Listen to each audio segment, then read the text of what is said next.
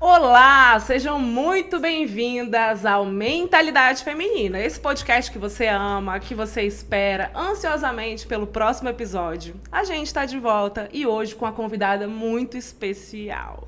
Mas você sabe que a gente faz um suspense, então não vou falar agora. Vou pedir para minha parceira de vida, que a gente é mais casada que tudo, né, Júlia? Mais que nossos maridos. A gente vai falar para você agora quais são nossas redes sociais. Acessa lá, gente. A gente tá no YouTube, no Spotify, no Instagram e no TikTok. É tudo @mentalidade com TH. Então tá fácil aí para você acessar todos os nossos canais. Exatamente. Então, acho que tá na hora.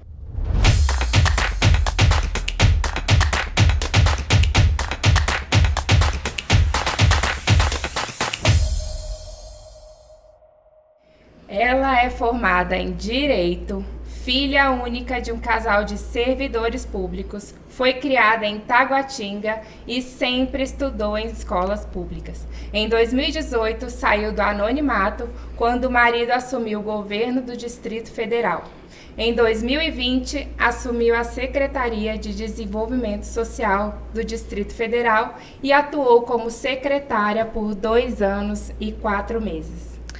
Como primeira-dama do DF, olha o spoiler, ela dá continuidade à luta pelas causas sociais e pela execução de políticas públicas voltadas a minorias.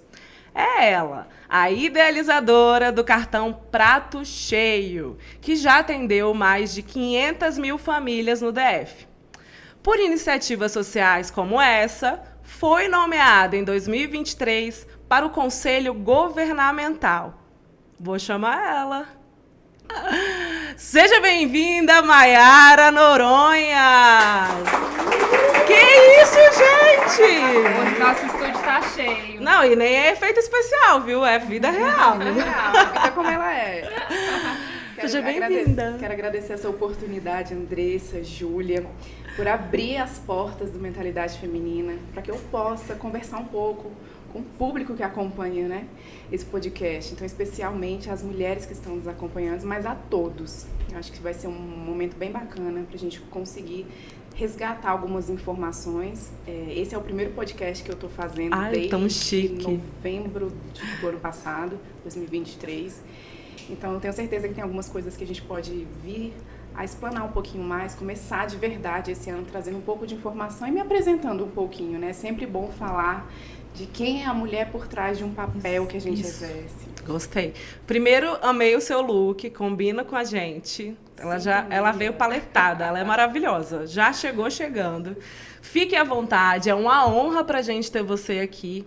E eu acho que para começar, a primeira pergunta é exatamente essa.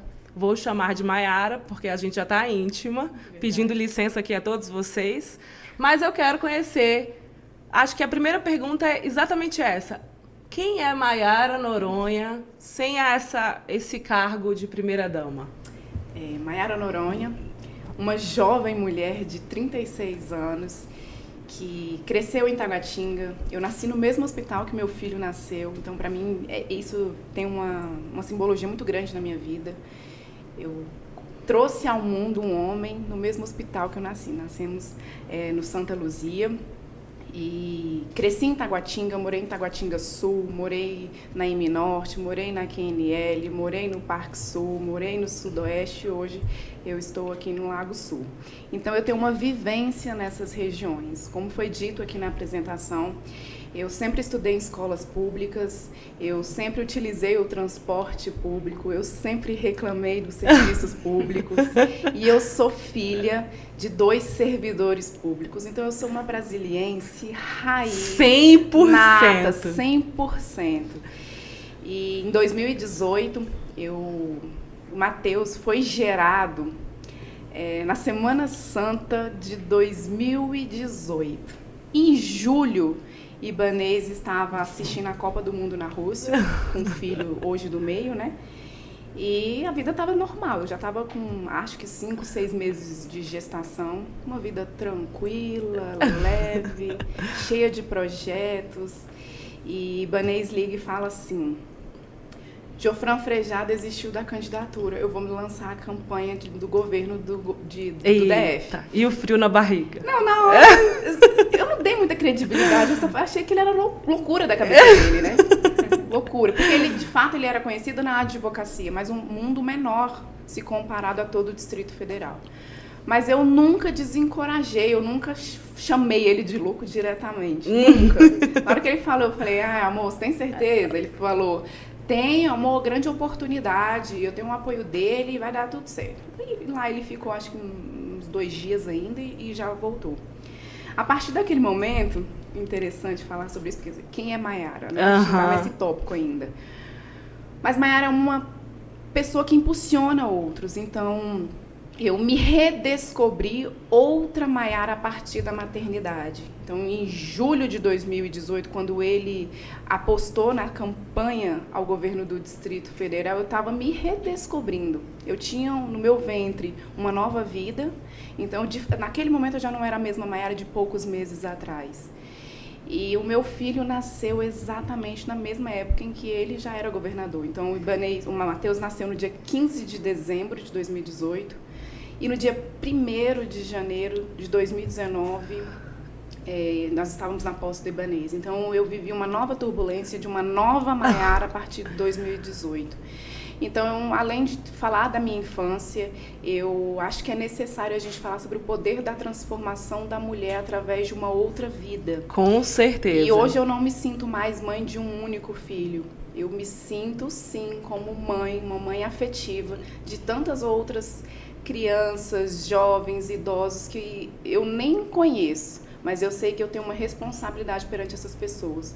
Quem ocupa hoje o cargo público não sou eu, é o meu marido, mas como bem dito, eu sou um membro de um conselho governamental.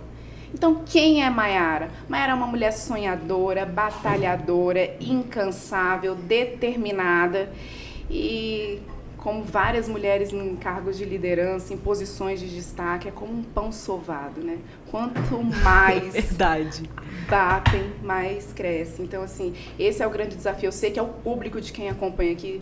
Tem muitas mulheres que passam por muitas situações em que vem o mundo, vem a família, vem amigos, vem o meio em que tentam amedrontar, paralisar. E aí, muitas mulheres a gente vem encontrando que elas vão se impulsionando. Quando uma abre a porta, as outras vão entrando e outras vão se destacando. É muito interessante você falar isso, porque naturalmente a gente é desencorajada ao longo da vida. A gente tem que estar numa caixinha para que vamos caber, bota ela aqui dentro e deixa ela aí. E aí as mulheres que querem sair dessa caixinha porque entendem o seu poder, o seu valor, porque sabem do seu potencial, muitas vezes são julgadas, são colocadas em lugares que não são legais, porque é muito fácil julgar uma mulher, né? Não deveria, mas é. E aí, eu acho que a segunda pergunta é exatamente essa, assim. Você se tornou primeira-dama, exige de você muitas responsabilidades. E aí eu acho que assim, a gente quer saber quais são os prós e os contras de ser primeira-dama. Bom, e aí vem os olhares, né? Com todos que ocupam determinadas posições, existem os olhares que são bons, que desejam sabedoria, prosperidade, mas tem os olhares ruins, energias ruins, cargas negativas. E, na verdade, todos nós somos só uma carcaça. Com Carne certeza. e osso, somos todos falhos. E por mais que a gente queira sempre acertar, a gente sempre vai errar em algum momento. E esse papel de primeira-dama exige muito perfeccionismo. Exige mesmo um padrãozinho. Sim. A forma de se posicionar tem que ser perfeita, a forma de se vestir tem que ser perfeita, o seu comportamento forma tem que de ser falar. muito perfeito. E, na verdade, é um ser humano que está por trás. Sim. Então, tem dias em que eu estou muito simpática, mas tem dias que eu estou com a pá virada. Gente, sério? Estou chocada, gostei. Olha, a prova tá aqui, os que me acompanham. Então, tem dias que eu acerto como mãe, tem dias que eu erro como mãe, tem dias que eu acerto como esposa, tem dias que eu erro como esposa, e assim vai ser perante a sociedade. Então, o lado bom de ser primeira-dama é como eu falei, há anos atrás eu reclamava de serviços públicos, eu sentia na pele determinados desafios, então hoje eu vejo uma grande oportunidade. Então, eu encaro esse momento como uma oportunidade de me realizar enquanto cidadã, Incrível. de olhar e falar assim, poxa, nesse momento eu posso contribuir. Então, além dessa oportunidade, o lado positivo é de olhar para os meus pais e ver esse orgulho, de eles olharem para mim e falar, Maiara, um exemplo. Que legal. Olha esse buraco aqui em Taguatinga. E aí eu consegui levar essa demanda para o alto escalão, para quem de direito, para os servidores que lidam na área, para tapar aquele buraco. Maiara, olha o que está acontecendo na região tal. Olhar para aquela situação, levar a demanda. E eu tenho certeza que lá na frente, para mim, é o que vai valer. É olhar para trás e falar assim, eu fui útil quando Deus me deu essa oportunidade. Que legal. Eu abraço como uma oportunidade. E o lado negativo que eu acho é essa exposição negativa. Sim. A exposição ao extremo, essa exigência de perfeccionismo mesmo. Então, eu ainda confesso que mesmo 6 anos depois, né? É verdade. Quase 6 anos, 5 anos e alguns meses depois, eu ainda estou aprendendo a lidar com isso. Então, quando eu estou num papel, que eu fui para uma agenda, eu sei vestir aquilo, me comportar como aquilo. Mas quando eu vou, por exemplo, buscar o meu filho na escola, quando eu vou na igreja, quando eu vou no mercado, eu tiro esse papel de mim, eu sou uma pessoa normal. E às vezes quem olha na rua pensa, nossa, que soberba, não tá falando. Mas eu acho que ninguém na rua anda assim. Gente, por favor, né? Vocês Sem não andam julgar assim, aqui. Né? Olá, bom dia. Imagina você sair andando. Não dá. Até porque tem normal. dia que, ó, nem quero ficar arrumada, né? Exato. Ó, que coisa. A permissão pra andar do jeito que eu quero. Deixem né? ela andar do jeito que ela quiser, tá? Sem pressão. E você acha que essa cobrança é ainda maior por ser primeira-dama da capital do país? Eu falo, quem convive comigo sabe, eu falo que Brasília, o Distrito Federal, é um país à parte do Brasil. É muito diferente. Tudo que acontece aqui é diferente de outros estados brasileiros. Então, eu acredito que Brasília, eu sou suspeita para falar, óbvio que sou, mas eu acredito que Brasília entrou numa nova era da política. Até 2018, eu não era de participar da política de forma alguma. Eu não acompanhava os candidatos, não sabia de nada. Eu sabia que eu ia votar nos últimos minutos ali da votação na urna. Às vezes saía pegando colinho e não entendia muito de política, fazia questão de não me envolver. Sim. A partir de 2018 fui me envolvendo, mas também tenho observado que a população do Distrito Federal vem se envolvendo muito na política. Isso é de 2018 para cá. Muita coisa mudou. As pessoas começaram a ter paixão pela política. Então, eu já esqueci até a pergunta. Já tô vendo? Vai emendando um assunto no outro. Se você acha que é mais difícil ser primeira-dama por ser a capital. Então, eu digo que Brasília ela tem o dever de ser exemplo para todos os estados brasileiros. Dever, porque somos a capital do nosso país. Quando houve aquela questão sobre a discussão sobre o fundo constitucional, eu fui fazer um vídeo sobre isso. Porque a gente tinha deputados na Câmara dos Deputados a favor da retirada do fundo constitucional, falando assim, por que Brasília recebe isso e o meu estado não recebe? Então, naquele momento, eu me vi na necessidade de apresentar Brasília como responsabilidade de todos. Então, não é que Brasília é do Distrito Federal, Brasília é de todos nós brasileiros. É verdade. Então, existe a necessidade de ser exemplo. Só que, como dito aqui, eu sou uma mulher, e como todas as mulheres, eu sou de fase. Tem época em que eu tô com muita paixão, muita vontade, muita energia, e eu vou com tudo. Acho que quem me acompanha nas redes sociais vê. Tem época que eu já recuo 100%. Tô me identificando. Fico mais acuada. Muita gente pensa, o que aconteceu? Mas, na verdade, isso é a fase da mulher. A gente precisa, muitas das vezes, recuar, recarregar, olhar para quem está próximo. E aí, o que a gente faz? Impulsiona e vai. Então, para mim é necessário isso. E, vez ou outra, eu estou analisando diversas mulheres aqui no Brasil, vejo o que é o filtro de positivo, o que é de negativo que existe ali, o que tem de bom em outros estados que eu possa trazer para a capital do país. Peço ajuda para esses outros estados. Recebemos muitos representantes de vários estados, vários secretários, primeiras damas, autoridades, principalmente de outros países. Eu estou muito feliz de ver esse quadradinho aqui, a capital do Brasil, sendo referência internacional em tantas em tantos pontos, em tantas áreas. Então, eu acho que existe sim esse diferencial, porque o olhar do Brasil está aqui. A gente, pelo menos, de segunda a quinta, a gente tem todos os estados transitando por aqui. E a gente tem todos os países sedimentados aqui com suas embaixadas. Então, existe uma diferenciação. Não me sinto hoje o exemplo de primeira-dama para o Brasil, para outros estados. Obviamente, a gente tem uma primeira-dama do Brasil, mas eu estou querendo dizer assim, eu não me sinto hoje com esse diferencial, mas eu sinto que eu tenho avançado nesse empoderamento feminino de quem está ao lado de um governador. Então, a história do Distrito Federal, existe uma predominância de governadores. Sim. Então, grande parte das mulheres, das esposas, não participaram, ou participaram de uma forma muito tímida. Então, como eu disse, quando uma abre a porta, outros exemplos aparecem. Com então, certeza. O poder público, ele passa. Então, se vier um próximo governador, a gente não sabe quem são os próximos candidatos com o passar dos anos, mas tem uma referência. Né? Como eu falei, quando eu entrei no Palácio do Buriti, por exemplo, eu não tinha sala, não tinha sala. E não existe gabinete da primeira-dama. Existe hoje o gabinete de políticas públicas, políticas sociais, que abraça todas as áreas sociais do governo. Então, eu não tenho não é um cargo, né?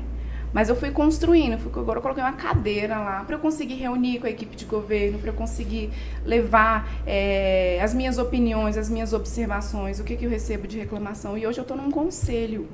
Então, eu tenho essa capilaridade, esse poder de articulação com todas as áreas do governo. Então, para mim, isso é muito gratificante.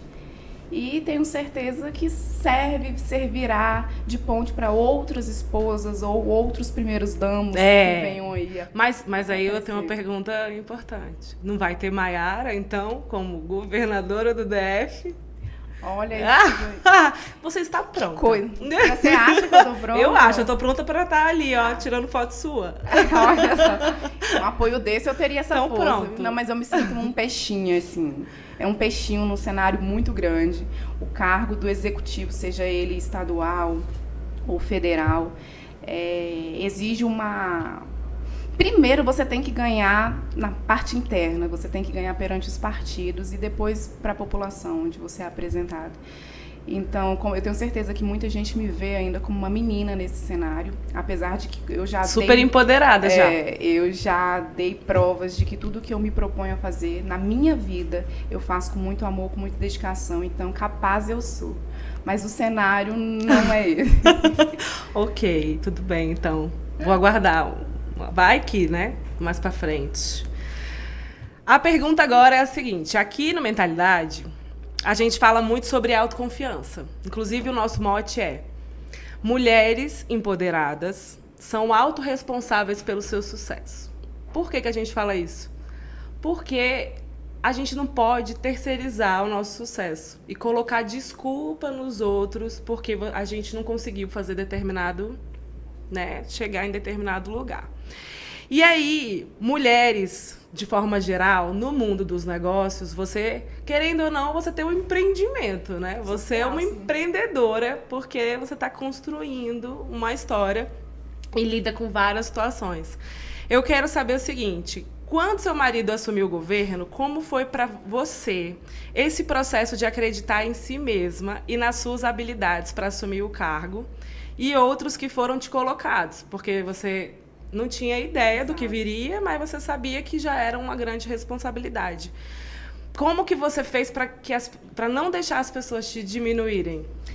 Isso foi um grande desafio. Como eu falei para vocês, eu passei 6 anos sem ter uma sala no Buriti. Não tinha. Eu fui conquistar agora, recentemente. Então, quando começou, como eu te falei, meu filho nasceu no dia 15 de dezembro. Então, no dia 1º de janeiro, ela era sua mãe. Que vai se enfiar aqui? Pra que não, ela era só mãe, né? É tão pouco ser mãe, né, gente? Mas assim, pra que ela tá aqui? Não. Então, assim, o meu marido, vamos lá, e aí eu acho que esse é um momento muito bacana de falar para mulheres. No nosso meio social, a gente vai encontrar mulheres que são impulsionadas, meninas desde de jovens, de crianças, mas desde menina a mulheres, nós vamos encontrar mulheres que são incentivadas pelos seus familiares, pelos seus cônjuges, pelo seu meio de amizade, mas tem mulheres que não são. E essa pergunta faz todo sentido. O sonho e o ideal seria que todas as mulheres tivessem ali uma base familiar que a impulsionasse. Qual é o seu sonho? O que você quer? É isso que você quer? Vamos, eu tô aqui para te apoiar, vai ser assim. Você tá precisando disso? Vamos. Mas a vida não é assim para a grande maioria. E também não foi assim e não é assim para mim. Então, quando eu me envolvi no governo, a minha primeira agenda foi para acompanhar a Ibanez. A tradição era a esposa acompanhar o marido em ações sociais. Ações que voltavam para criança, para hospitais, pessoas em situação de vulnerabilidade. Então, a esposa ia ao lado, pousava na foto e assim era o protocolo. E aí a minha primeira agenda, ou seja, Matheus, acho que tinha menos de 2 meses de idade, foi no Hospital da Criança. Falei, os hormônios a mil. Meu Deus. Eu tava naquela fase que se falasse bom dia, e aí eu entrei no Hospital da Criança. Nossa! Eu olhei para aquela cena toda. E aí o povo cumprimentando Ibanez e tudo, e eu rindo. Quando eu olhei para aquilo, eu me questionei. E aí? Eu vou ficar fazendo isso 4 anos? Ou eu vou fazer alguma coisa? Uhum. E eu olhava para aquelas mães e você se coloca no lugar. Não tem como você olhar para uma outra mãe e não se colocar no lugar. Mas, ao mesmo tempo, eu sabia que eu não teria condições de resolver o problema de ninguém, porque quem era eu ali naquele meio, a não ser a esposa de um governante. Então, a partir dali, eu comecei a me mexer. Ibanez olhava para a situação e falava, Mayara, Matheus tá pequeno, para que você quer se envolver nisso? Para quê? Ele nunca me limitou. Mas ele nunca me impulsionou falando, vai, tá precisando, pega, vamos aqui. Nunca. Ele nunca fez isso. Assim como os meus pais nunca fizeram isso por mim. E isso não é ruim. Porque quando você tem alguém você tem uma necessidade de ter alguém te impulsionando, você sempre vai precisar de alguém na vida. Depender, né? Depender de alguém. E como eu fui criada, eu sou filha única de 2 servidores públicos, eu praticamente cresci sozinha com as responsabilidades de casa, de ter que ir sozinha para a escola, tudo sozinha. Então, eu aprendi na minha vida a agir conforme as minhas vontades e as minhas condições. Eu nunca esperei, e até porque meu pai nunca teve esse perfil, ou minha mãe, de fazer algo por mim. Nunca. E aí eu levo isso muito pro meu matrimônio. Então, eu não precisava da aprovação do Ibanez para ir para uma ação social. Eu não precisava da aprovação do Ibanez para ter uma ideia e ir atrás de quem quer que fosse, para ajudá-lo como governador. Porque a cabeça dele está muito dividida em tantas atribuições. Sim. E eu sabia do meu poder de sensibilizar determinadas pautas. E assim começou.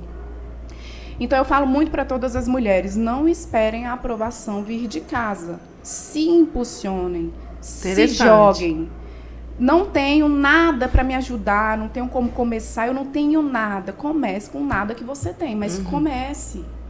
Então, hoje eu vejo, assim, eu levei um tempo para conseguir, por exemplo, ter o olhar diferenciado do Ibanez nas minhas ações. Eu levei um tempo para ter o respeito de muitos dos secretariados. Não respeito de pessoa, mas respeito como profissional, como uma mulher que vem para resolver e não só para aparecer numa foto. Isso levou muito tempo. Hoje eu olho para um cenário e vejo que eu consegui construir. Que legal. Hoje eu tenho respeito, principalmente da população. Então, quando eu assumi a Secretaria de Desenvolvimento Social, foi no auge da pandemia. A pandemia se alastrou no mundo inteiro. E o que essa menina vai fazer aqui? Né? Foi esse o questionamento. E eu entrei lá, revolucionei junto com uma equipe, montei a melhor equipe de servidores da Secretaria de Desenvolvimento Social e liderei essa equipe. E hoje eles estão aqui comigo, nos meus braços. Então, eu tenho esse orgulho de mãe de ver que esse filho cresceu, que essa filha está crescendo, que os frutos estão sendo gerados. E é isso, né? É uma responsabilidade que eu digo muito para todas as mulheres. Não esperem um cenário perfeito, um momento ideal para começar. O momento, ele é imediato. Você viu a oportunidade, é aquela famosa frase que a gente cresce ouvindo, o cavalo selado. Ele vai passar, é verdade, você monta, gente, anota e aí você isso. vai aprendendo a montar, como é que puxa a rédea, como é que é esse cavalo. Não é assim, deixa eu primeiro conhecer esse cavalo. Não, monta e vai conhecendo o cenário, monta e vai fazendo, e vai indo. Então, para as mulheres eu vejo muito, tem muita mulher que se paralisa na vida esperando que a família impulsione. esperando que alguém faça algo por essa mulher. E isso não pode acontecer. Autorresponsabilidade. Autorresponsabilidade. Então, nós temos no universo, principalmente em gerações passadas, de mulheres que não trabalhavam fora de casa, mulheres que trabalhavam dentro de casa, que eram a base familiar 100%. Sim. Então, vivia para a família. Hoje, esse universo diminuiu um pouco, mas esse é o grande poder da mulher. A maior missão de qualquer mulher, antes de qualquer lado profissional, é ser base da sua família. É a missão da mulher, mas igualdade, mas não tem como. Sim. Mulher, Concordo 100%. Já começa na gestação. Quem gera a vida é a mulher. Exatamente. Então é diferente. Então, primeiro ponto, família. E concomitantemente você consegue ir levando seus papéis. O que eu sempre falo para mulheres em situação de vulnerabilidade. Então, se você escolheu ser dona de casa, trabalhar dentro da sua casa para a sua família, ser a base familiar, ok, siga a sua vontade. Mas esteja preparada para um cenário caso ele vire. Sim. O que não dá é para uma mulher escolher ficar dentro de casa e que, se algo acontecer, o marido falecer, separar, acontecer qualquer coisa, caso de doença na família, o marido fica doente, e aí acaba aquele poder do gerador da família, né? O homem, o próspero. Se isso acontecer, a mulher tem que estar preparada para qualquer coisa. Então, sempre se capacite, estude, analise. Hoje a gente tem uma ferramenta que a gente não tinha no passado. Celular. É verdade. Então tem muita gente que diz que não faz um curso porque não tem oportunidade, mas não sai do Instagram. É verdade. E no Instagram, o que mais tem é vídeos curtos que levam informação. Verdade. Então sempre esteja pronta. Faça suas relações com sua vizinhança. Então, eu sou mulher que eu não quero, eu quero ficar cuidando da minha família. Mas tenha relações na vizinhança. Porque se um cenário virar, as pessoas sabem quem você é, sabem da sua capacidade. Interessante, então, eu anotei aqui na minha mente, achei que isso é muito importante, porque as mulheres, elas não, dependendo, né, da onde elas vêm, qual é o objetivo de vida delas, é muito difícil elas entenderem o que elas podem, né? Então, acho que você deixou esse recado aí, você que ainda não entendeu, que pode ser aí, que tem que ser autorresponsável pelo seu sucesso, a gente tem aqui nossa primeira-dama enfatizando isso. Você também falou um ponto muito legal, que você demorou um tempo, né, para as pessoas perceberem o seu potencial, o que você estava fazendo ali pela cidade. E a gente fala justamente isso aqui no nosso projeto, que nós mulheres, a gente precisa mostrar muito mais do que o homem, para as pessoas verem que a gente é capaz daquilo que a gente se propõe a fazer, né? Então, e a gente vive essas dificuldades, principalmente nos negócios, né? Então, eu acho que essa dificuldade atrapalha um pouco. Então, não sei se como que essa dificuldade atrapalhou você nesse seu caminho. Na verdade, a mulher ela tem que se provar todos os dias. Ao acordar, ela tem que sair para o mesmo ambiente de trabalho que ela trabalha há 30 anos, mas ela tem que provar todos os dias que ela é melhor naquele cenário. O homem ele não precisa se provar o tempo todo. O homem ele tem essa credibilidade por natureza. Sim. A mulher precisa dessa autoafirmação do outro. O outro precisa olhar para ela e falar, ela é boa no que faz. Então, vou dar um exemplo. Dentro da minha própria casa. Então, eu tenho funcionários hoje que trabalham dentro de casa. Hoje não, desde sempre. Quem é a grande responsável pela vida de um filho? A mãe. Então, vamos para os funcionários da minha casa. Muito raramente, eu nem consigo me lembrar a vez que um dos homens que trabalha na minha casa faltou um serviço para levar um filho no médico. Isso nunca aconteceu. Uhum. Não me lembro. Se aconteceu, não me vem à memória. Mas eu tenho as funcionárias. Um filho adoeceu, tem que acompanhar no médico. Tem a reunião da escola, tem não sei o quê. E elas vão faltando. E eu me coloco na posição de chefe da casa. E aí, o que acontece naquele momento? É natural. Uma funcionária falta, a gente fala, ai, que saco. É natural. Sim. E aí você fica, faltou uma vez, faltou 2 vezes, faltou 3 vezes. Mas aquela pessoa ela é boa no que faz? Ótimo. Não perco essa pessoa por nada, porque ela é boa no que faz. Sim.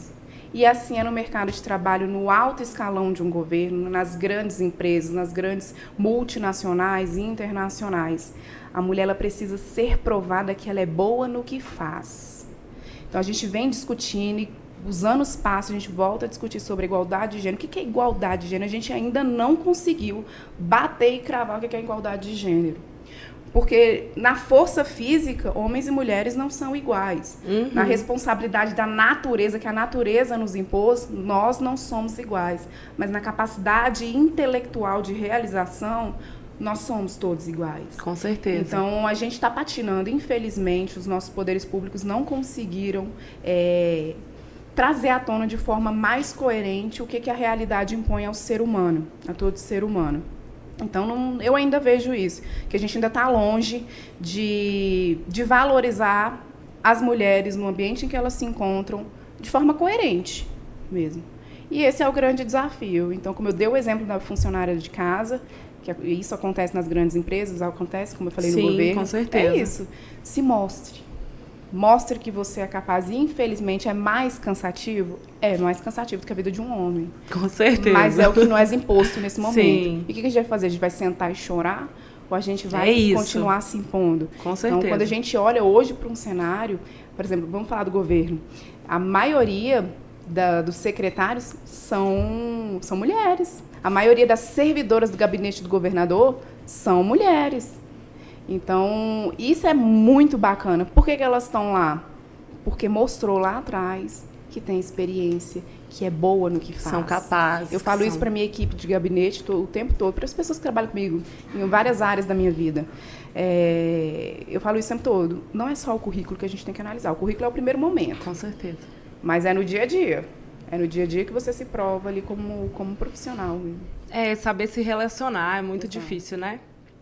Eu acho que, assim, tem até umas pesquisas que mostram mesmo que muitas pessoas, quando vão fazer, olhar o currículo ali, né? O RH de uma empresa, vai olhar, ver lá o currículo, ótimo, mas o que faz a pessoa ficar na empresa é como ela se relaciona com o outro, como ela entende. E no caso das mulheres, nós somos muito mais sensíveis. A gente tem uma visão muito diferente. A gente consegue observar, né? Eu acho que, assim, óbvio, tem a personalidade de cada uma, o temperamento de cada uma. Umas são mais tímidas, outras são mais expansivas. Isso não importa em relação à capacidade. Mas a gente tem essa característica que é, igual você falou no começo, dar um passinho para trás, observar. E a sensibilidade é que faz a gente tomar uma decisão. Por quê? Às vezes a gente está sensível demais, a gente vai impulsiva. Exato. E aí é quando julgam a gente, né, de louca, exato, enfim, essa coisa toda. Mas é a sensibilidade de ser mãe, que, né, quando você olha para o seu filho e fala, nossa, meu filho está caladinho hoje. É isso que faz a gente ser esse potencial todo que vem da gente, né? A gente é um furacão dentro da gente, a gente consegue ver muita coisa.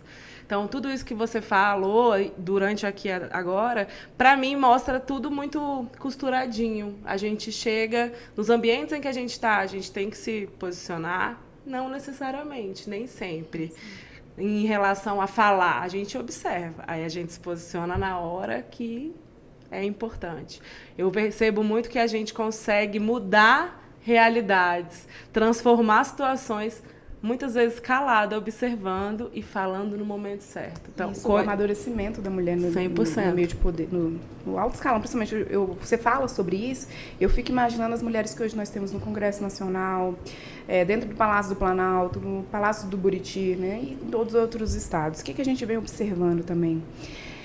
A mulher, quando ela está nesse meio, ela tem que... Essa palavra é clichê, mas se empoderar, ela tem que se impor. Então, vamos no tom de voz. Então, quando você vem com uma mulher muito doce, falando nesse cenário, ela vai ser engolida. Mas, ao mesmo tempo, essa característica de ser doce ao falar, ela quebra determinadas barreiras. Com certeza. Ela acolhe a população, ela abraça a população. Então, olha o desafio da mulher nesse cenário. Ela tem que ser doce para acolher, para receber, para ser colo, mas para bater na mesa e falar grosso. Sim. Então, até o tom da voz a gente precisa trabalhar. Para o homem, isso não acontece. É verdade. Ele só se posiciona ali e acabou. A mulher tem que saber onde que eu vou ser doce, de que forma eu vou ser doce, de que forma vão me respeitar com esse tom de voz, de que forma eu tenho que engrossar meu tom de voz, o olhar. Então, tudo isso é um desafio que a mulher encontra na iniciativa privada também. 100%. Maiara, como você estava falando aí de você tem que ser doce, você é muito ligada, né, nesse papel social, né? Você, inclusive, ganhou um certificado em 2022 de Mulher do Ano por fomentar as doações, os trabalhos sociais e ajudar pessoas em estado de vulnerabilidade, né? Qual foi esse legado que você deixou e que continua a impactar positivamente a vida de muitas pessoas? Júlia, como primeira-dama, eu digo que a minha maior missão nesse governo, a maior, é fazer crescer a missão de solidariedade. As pessoas botam muito no colo do poder público a resolução de todos os problemas que existem, todas as mazelas sociais. E, de fato, é responsabilidade do poder público trabalhar políticas públicas para resolver problemas sociais. Mas existe uma responsabilidade individual. Todos nós viemos a esse mundo com uma missão de servir. Servir em casa, servir no trabalho, servir de alguma maneira. Mas ninguém veio a esse mundo para viver para si, né? Ninguém. Então, uma missão que me foi dada desde o início foi olhar para os pobres, para os desamparados e para as viúvas. Naquele primeiro momento, começou com as campanhas sociais, que hoje estão no calendário oficial do governo. Levou anos para isso acontecer. Poxa, mas que bacana. consegui. O que essas campanhas significam? No primeiro momento, as pessoas vão olhar e falar, nossa, que fútil, não tem o que fazer, não. Mas é através da campanha que você move o olhar social. Movimenta. Que você move as pessoas para olhar para o lado, olhar para dentro da sua casa e falar, eu tenho tudo. Minha casa pode ser simples, mas eu tenho tudo, não me falta nada. Olha a outra situação ali. Então, através das campanhas, você doa agasalho, você doa cobertor, você doa brinquedo, você doa alimento, você doa o seu trabalho voluntário. Então, trazer isso para o calendário oficial do governo foi muito gratificante. Mostrar para o resto do mundo que a capital do país é uma capital solidária, que aqui é território de pessoas solidárias. Após a campanha, nós temos também aqui o movimento Solidariedade Salva. Olha que bacana que é isso. E aí, é um orgulho que eu tenho. A gente conseguiu fazer uma parceria com os maiores produtores de evento. Então, a gente trouxe a cultura e a solidariedade para caminhar juntos. Então, ao ir para um show, para um espetáculo, eu compro ali a meia entrada social. Olha que bacana, eu vou pagar um pouco menos do que o ingresso com o valor inteiro. Eu vou pagar um pouco menos, vou me divertir e ainda vou ajudar uma pessoa com a minha diversão. Então, essa parceria, ela tem um alcance incalculável. Já foram mais de 110 toneladas de alimentos arrecadados e entregues para inúmeras famílias aqui no Distrito Federal. Então, a gente vem falando da fome. Compete ao poder público essa responsabilidade. Mas eu digo, se cada família, não digo nem cada pessoa, mas se cada família desse Distrito Federal que tem condições de doar 1 quilo de alimento não perecível, se essa família fizer, não existiria fome na capital do país. Não existiria. Porque a gente soma isso às políticas públicas e às iniciativas individuais. E isso faz a diferença no meio que a gente vive. Então, por exemplo, população em situação de rua é responsabilidade do Estado, mas é sua responsabilidade enquanto cidadão olhar para aquela situação e se você conhece um deputado, algum dono de clínica, conversar como que ajuda essa pessoa. Nem todas as pessoas que estão na rua porque não tem dinheiro, não tem casa. Cada vida na rua tem uma história, tem um motivo, tem um porquê. Verdade. E você pode ajudar ouvindo, dando ali a sua orientação.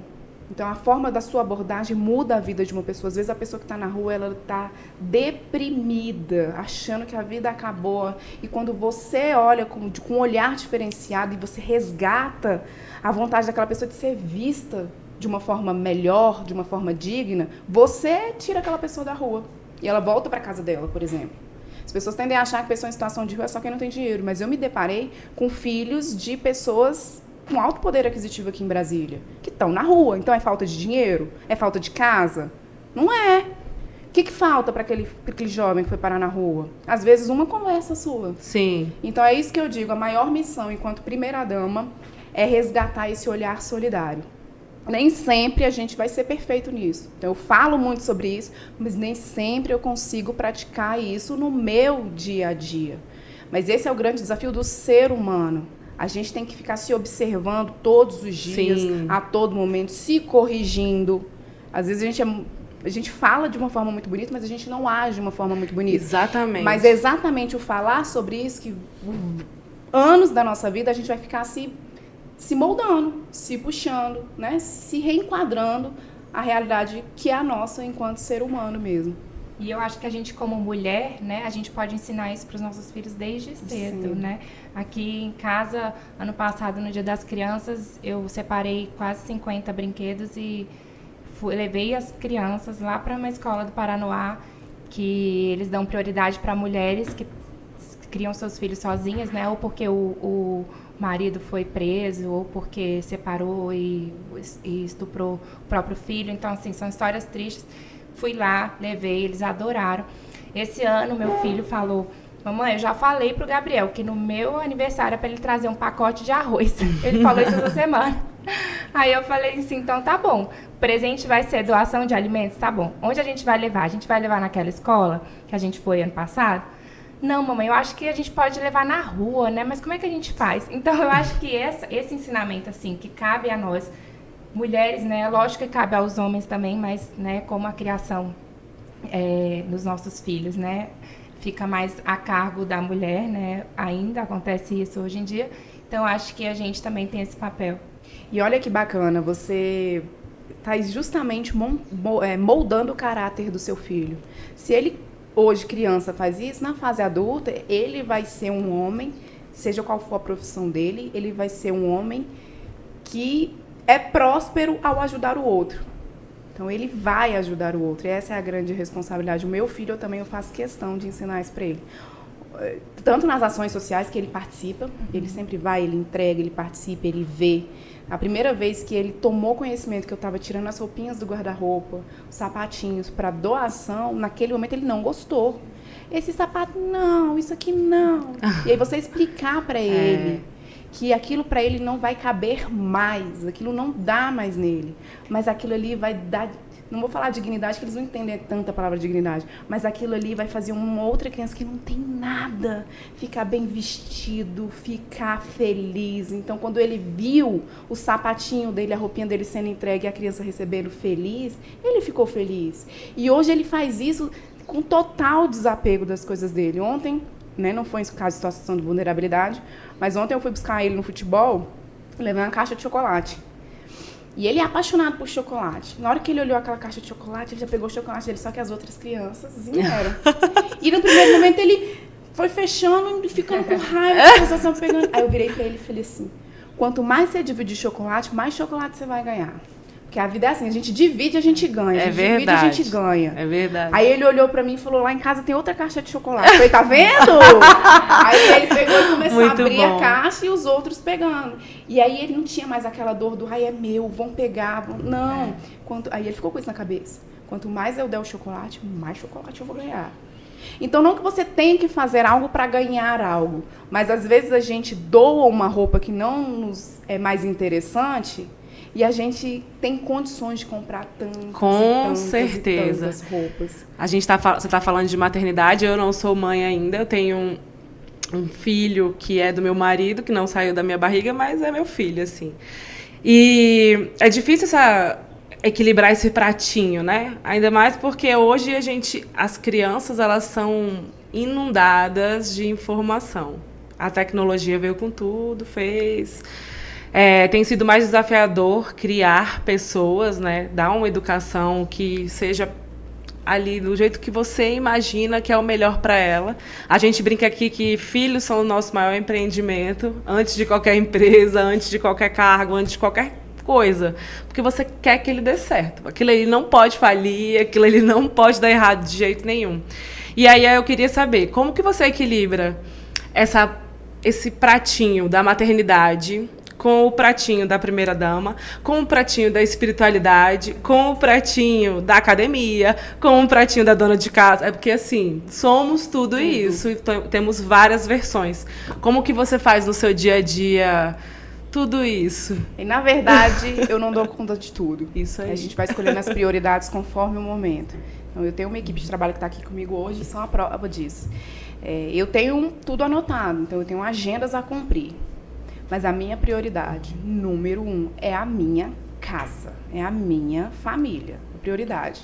E eu tento colocar de forma bonitinha, de tal horário isso, tal horário isso, nem sempre eu consigo cumprir. Então, se acontece algo nesse caminho em que eu tenho que cancelar, vou dar um exemplo, um presidente da República, porque algo acontecendo na minha casa, eu vou cancelar. Então, hoje eu posso me dar esse luxo. Aham. Mas se eu tivesse no mercado de trabalho tradicional cumprindo horário, é a hora que você tem que elencar as prioridades, os horários que você tem que realizar determinadas tarefas. Então, questão da maternidade. Eu trabalho muito fora de casa, eu estou estudando, então eu tô hoje num outro cenário um pouco mais agitado que no passado, né, de sonhos a serem realizados. Quero saber disso depois. Mas isso eu não abro. Gente, ela já não vai falar, tá vendo, né? A parte privada eu tô deixando bem no anonimato mesmo. Mas é isso. Então, elencar prioridades. Eu aprendi e eu vou confessar para todos vocês a questão da espiritualidade. Eu sou cristã e eu cresci a minha vida inteira frequentando ali a missa de domingo, mas de uma forma muito fria. Eu ia mais para a missa de domingo para encontrar os amigos. E isso é uma coisa que eu comentei esses dias com uma amiga aqui do Lago Sul. Eu sou de Taguatinga.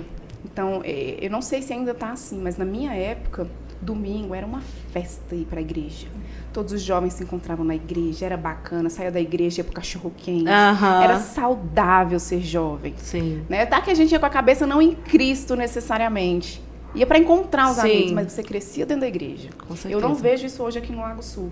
Os jovens de hoje, eles vão com a família e é de uma forma fria e todo mundo sai da igreja. Não vejo essa interação que eu via enquanto eu era criança, enquanto eu era adolescente. Então, o que eu tô querendo dizer? Em 2018, eu virei uma chave muito importante na questão da espiritualidade. Eu virei essa chave. Eu era uma pessoa morna na questão da igreja, na questão de me entregar a Deus. Eu era morna. De 2018 para cá, eu tive que encontrar força e colo. E não necessariamente nos meus pais. Meus pais são idosos, né? Minha mãe tem Parkinson avançado.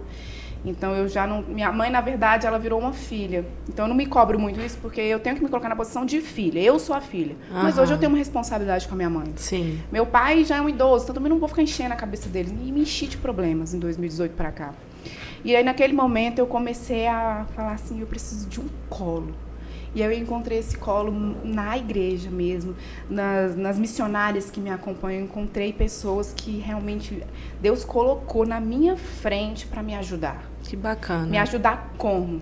A parar, tá chorando, tá sofrendo, não interessa. Para, chora, louva, reza, se molda, se fortalece. Depois você sai pra porta, depois você sai da porta para fora. Então, eu digo que para mim foi muito importante isso. E eu digo para os pais, para as mães que estão nos acompanhando, que mesmo que você não tenha isso, eu não sou de nenhuma igreja, eu não gosto de religião, eu acredito em Deus, mas eu não gosto de religião.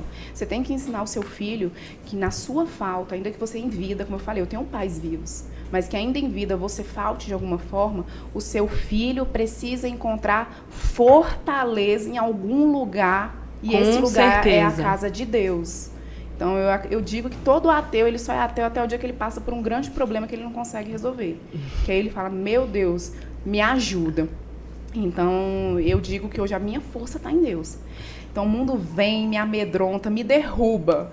Aí eu falo, meu Deus, o senhor tá vendo o que está acontecendo? E de repente, o cenário se organiza novamente. Eu sei que o nosso tempo está acabando, mas eu não queria sair daqui. Claro, você fica Júlia, sem falar. A gente está falando de família, a gente está falando de mulheres. Eu não queria sair daqui sem falar sobre o meu tempo na Secretaria de Desenvolvimento Social. Eu falei que hoje eles continuam comigo. Eu sou a mãe afetiva da assistência social. Mas lá a gente trabalha muito com famílias, mulheres em situação de vulnerabilidade, crianças em situação de vulnerabilidade. Então, eu tenho muito orgulho eu não sei se é o público que nos acompanha, porque é um público mais seleto, mas é um público que passa na rua e vê essas pessoas em situação de rua. Então, a gente fez uma revolução na parte de acolhimento. Então, a gente fala das nossas casas. Muita gente não tem casa. Então, são 11 casas inauguradas aqui no Distrito Federal. Então, tem mais de 11 casas de acolhimento que eu fiz questão de levar um caráter aconchegante. Não é um abrigo, não é um albergue qualquer, não. tem um sofá, tem uma televisão, tem quadrinhos infantis, tem uma brinquedoteca, tem um tom de casa, para que essas pessoas vejam o quanto é bom ter uma família, ainda que você se junte com outras famílias. E a partir desse momento, você impulsionar essa família a sair ter o seu lar, de uma forma simples, ainda passando dificuldade, mas ter a sua dignidade, a sua vontade. Eu trabalho muito com mulheres. Hoje nós temos também, por exemplo, eu vou falar sobre Família Acolhedora, um projeto inovador no nosso Brasil e que é referência internacional. Então, muitas famílias não querem adotar uma criança por temor de várias situações, mas querem acolher, querem ajudar uma família que está passando por um momento de dificuldade. Então, Família Acolhedora é um outro orgulho. Cartão Prato Cheio. Encontrei o Distrito Federal em 2020, quando assumi as sedes, com famílias passando fome que sequer tinham condições de um atendimento. Nunca passaram por um atendimento, não eram enxergadas, não eram contabilizadas. E aí veio o maior programa de segurança alimentar do nosso país. Começou aqui no Distrito Federal, sobre a minha custódia, com a minha equipe de trabalho. Então, eu tenho muito orgulho de falar que a gente se tornou referência na segurança alimentar. Inauguração uma atrás da outra de restaurantes comunitários. Tudo para quê? Para sanar aquilo que é imensurável, que é a fome. Tudo pode esperar, mas saúde e fome é mais difícil você lidar com a fome, principalmente quem é mãe sabe o que eu estou falando. Então, além dos restaurantes comunitários, casa de acolhimento, família acolhedora, vários outros auxílios. Então, cartão gás. Então, é importante falar sobre isso. O que a Maiara representou durante o tempo que ela ocupou o secretariado do Distrito Federal? Uma revolução. Primeiro lugar em atualização cadastral. O que é primeiro lugar em atualização cadastral? Do Cadastro Único, que é a porta de entrada para a política de assistência social. É justamente você tirar essas pessoas da invisibilidade, impulsioná-las na vida para que elas possam, em um futuro, empreender, trabalhar no mercado formal, sair da dependência do Estado. Então, hoje o DF ele é referência nacional e internacional. Como eu disse, a gente recebe constantemente corpos diplomáticos para conhecer nossos restaurantes comunitários, nossas unidades de atendimento. Incrível! Aqui. Então, eu tenho orgulho de ter passado pela assistência social e hoje continuar impulsionando os nossos servidores. Então, a maior nomeação de servidores para cuidar dessa população. Então, eu encontro muitas empresárias que falam assim, vem cá, o que o governo está fazendo hoje para que a gente possa, por exemplo, contratar? Eu não estou falando de auxílio do governo, não. O que o governo está fazendo para a gente contratar pessoas para trabalharem nas nossas empresas? Porque eu abro vagas aqui e não tem ninguém qualificado para ocupar a vaga. Uhum. O mercado de trabalho está difícil, não é falta de oportunidade, não. Porque na minha empresa tem e não aparece ninguém, e ninguém fica. E aí eu entro também com essa qualificação das mulheres, dos homens, mas quando eu volto para a mulher, é isso que eu te falei. É olhar para aquela mãe que tem 7, 8 filhos dentro de um barraco, que só tem um quarto, às vezes não tem nem banheiro, olhar para ela e falar assim, olha, você precisa hoje dos benefícios sociais, mas você precisa sair dessa situação de dependência estatal. Você precisa ser exemplo para os seus filhos, você precisa mostrar para os seus filhos que com a dificuldade a gente tem que agarrar as oportunidades. Então, esse tete-a-tete com essas mulheres é muito importante. Hoje, muitas mulheres sobrevivem com a ajuda de um auxílio, mas quando a gente vem olhando para essas mulheres, você qualifica, você traz um exemplo de superação, você mostra para ela que ir para o mercado de trabalho vai ser a salvação da vida dela e de todos os filhos dela. Então, eu falo para essas empresárias que me abordam que a gente vem qualificando e mais do que qualificar, a gente vem abrir na mente. Porque, como eu disse, currículo não é tudo, mas você abrir a mente de uma mulher mudar é a tudo, mentalidade. É tudo. Ela ir feliz para o ambiente de trabalho, mesmo depois de passar horas pegando um ônibus cheio, voltando para casa à tarde, pegando um menino na creche. É cansativo, mas é dignificante. Eu falo por mim. Eu não precisaria trabalhar no mercado de nenhuma forma. Eu poderia hoje me dar ao luxo de ficar dentro de casa só descansando. Eu poderia me dar esse luxo. Mas quando a gente fala que o trabalho dignifica, ele dignifica a sua alma. Com certeza. Entendeu? Não é só a parte financeira, é a sua realização enquanto sobre mulher. Você. É sobre você se sentir útil, ser exemplo. Então, assim, a gente fala, eu erro enquanto mãe, às vezes trabalhando demais, Mas quando eu tô com meu filho, eu procuro ter qualidade, né? O tempo de qualidade. Sim. Mas mais do que isso, eu converso com ele. Sabe o que a mamãe fez? A mamãe tá fazendo assim, assim, assim. Porque eu quero que ele tenha orgulho da mãe. Eu não sou traumatizada porque os meus 2 pais trabalhavam fora de casa. Como eu falei, eu cresci uma criança sozinha. Eu me virei sempre sozinha. E em nenhum momento eu tô traumatizada por falar, os meus pais trabalhavam muito. Sim. Não, eu olho, e por meus pais terem trabalhado muito, eu quero dar orgulho pros meus pais também. Eu quero mostrar pra eles que eu também trabalho muito. Incrível. E aí com os meus filhos, eu não... Com o meu filho, né? Eu já tô profetizando, será? Opa, Então, receba. com o meu filho eu quero mostrar isso. Eu sou uma mãe que eu paro tudo se você precisar. Mas a sua mãe faz isso, isso e isso por você. Poxa, é por legal. você, meu filho. É para que você tenha orgulho da mamãe, é para que você veja como que funciona. Então eu levo ele no meu ambiente de trabalho, eu levo em ambientes que a gente inaugurou, ele participa. Porque lá na frente, espero eu que ele nunca olhe e fale, eu tô, sei lá, acontece alguma coisa porque meus pais... Não, meus pais trabalharam demais, eu também vou fazer igual. É isso, gostei. Entendeu? Uma ótima lição aqui hoje de mãe, de maternidade, pra galera ficar aí entendendo que é a gente que molda o futuro ali do nosso filho. A gente ajuda ele a ser uma pessoa melhor. Isso é muito legal, porque você traz essa mentalidade. Não é à toa que o nome desse projeto se chama Mentalidade Feminina. A gente, inclusive, vai levar a mentalidade para o social agora também, para mudar a mentalidade dessa mulherada, porque elas também precisam entender que elas podem, elas conseguem, elas são capazes. Mas antes é tudo aqui. Tudo na cabeça. Tudo na cabeça. Você tem a última pergunta que a gente quer fazer, o seguinte. Aqui é um podcast para empreendedoras. E aí, eu queria que você deixasse um recado para essa mulherada empreendedora, porque não é fácil não empreender, você sabe disso. Mas um recado inspiracional mesmo, assim. O que você diria para essa mulherada que está aqui todo dia, além de tudo que você falou, talvez um resuminho aí, um recado final. O que eu vejo é que as mulheres, a maioria das vezes, quando ela vai empreender porque ela tem um temor de um futuro.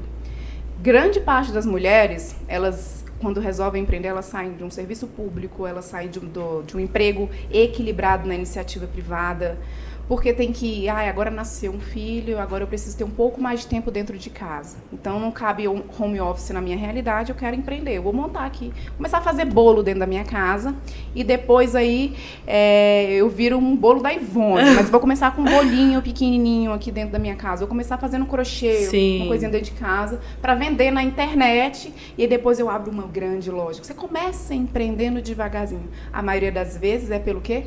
Pelo temor. O temor faz a mulher empreender, mas ela continua empreendendo com medo. Verdade. E o medo, eu digo que é isso. O medo não é você agir sem temor, é você agir com o temor mesmo. Você vai, mas vai com medo. Né? Você vai com a ação, você vai com a oração. Você tem que ir. Na internet. Oração é isso. É ora com ação. Você pede, mas você age. E agir no meio do empreendedorismo é agir com medo, não é com ausência de medo. A gente vai agir todos os dias com medo, mas a gente vai agir.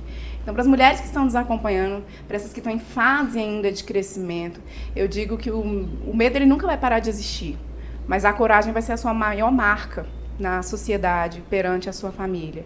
E mulheres incansáveis se tornam mulheres de referência no nosso país. Nós temos uma grande referência, por exemplo, Janete Vaz e a Sandra, né, que formaram o SEIB. O maior orgulho que nós temos hoje na América Latina, não só no Brasil. Com certeza. Então foram mulheres que abandonaram uma estabilidade com muito medo. E hoje, olha o que elas fazem, impulsionam tantas outras. É verdade. A empresa com o maior número de funcionárias que nós temos hoje no Brasil está no SEIB. É uma aposta que elas fizeram no mundo feminino que mostra que dá certo. Porque, como eu te falei, a mulher, ela carrega muito mais emoção. Ela hoje é uma mulher mais racional, mas ela carrega emoção. Sim. E a emoção faz a diferença no ambiente Com de trabalho. certeza. Eu concordo, 100%. Então é isso. Se fosse para deixar uma mensagem para as mulheres que estão nos acompanhando, age diante do medo.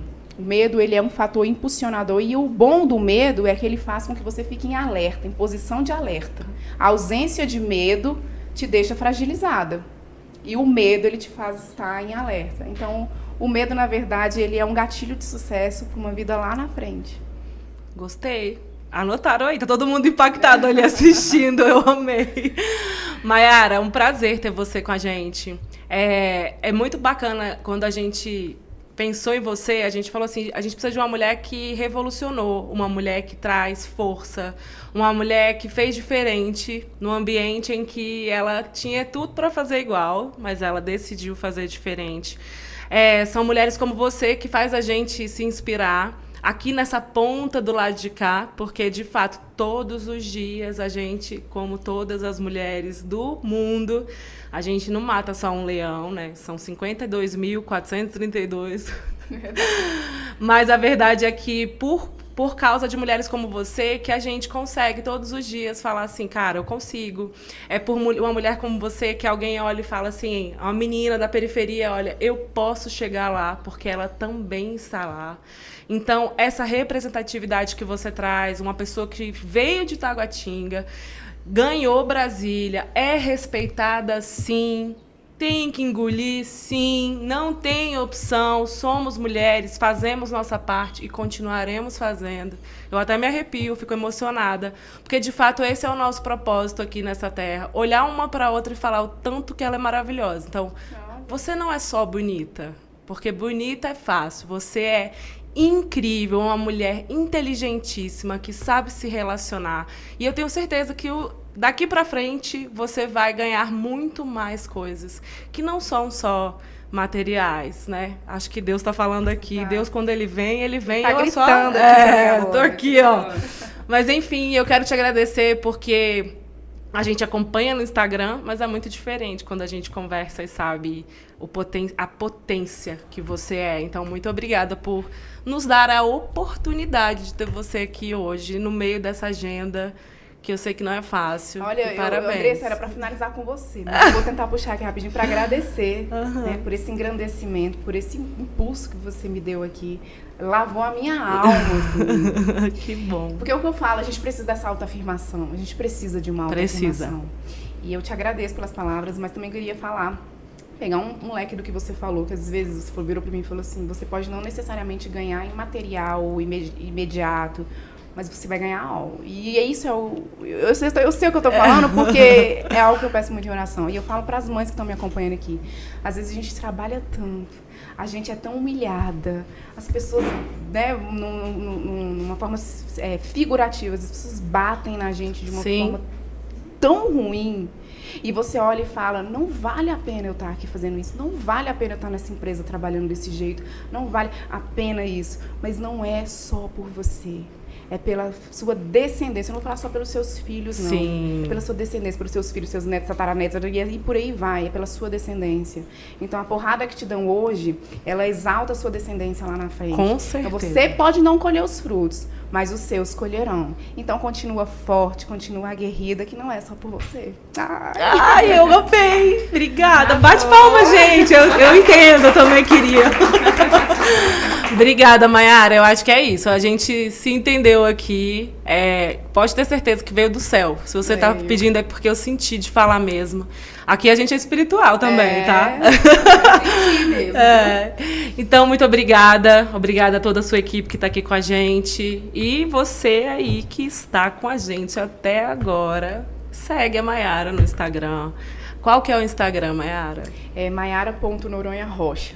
Para acompanhar todo o trabalho que ela vem fazendo e para saber do futuro, que ela não quis contar, mas ela vai voltar aqui para contar depois pra gente. Quando concretizar, vocês vão me acompanhar. É isso aí. Obrigada, até a próxima. Obrigada por estar aqui com a gente no Mês da Mulher, né? Foi uma honra esse bate-papo aqui, foi muito gostoso. Exatamente. Fechamos o Mês da Mulher com uma grande mulher. Então, até a próxima, muito obrigada e a gente se vê. Beijo. Nossa,